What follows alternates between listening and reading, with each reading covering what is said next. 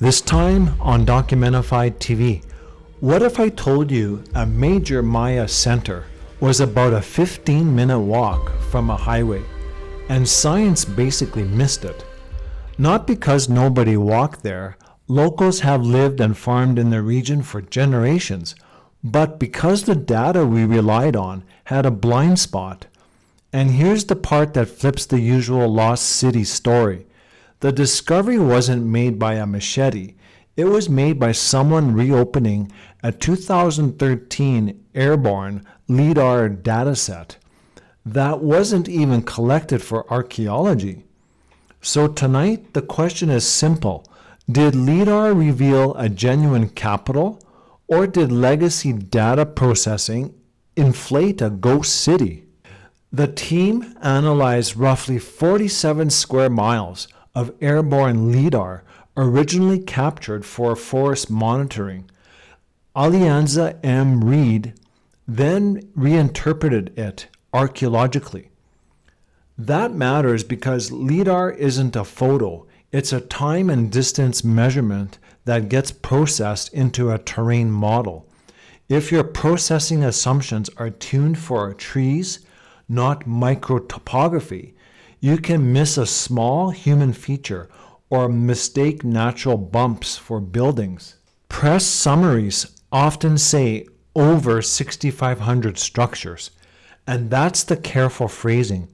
Large signatures, plazas, causeways, reservoirs tend to survive even in less than perfect resolution. Small residential platforms are where uncertainty creeps in. And in karst landscapes, natural rubble mounds can look deceptively rectilinear once you smooth the data. So the honest claim is, the landscape is crowded, and there's at least one very dense center, now called Valeriana. What pushes this past random settlement scatter is the urban grammar. Multiple monumental precincts, plazas, and at least one ballcourt signature that usually correlates with political authority. And there's a water control story too. Reservoir engineering in a seasonal landscape is not optional, it's governance. So here's my verdict as a skeptical investigator. A so-called blank spot wasn't blank.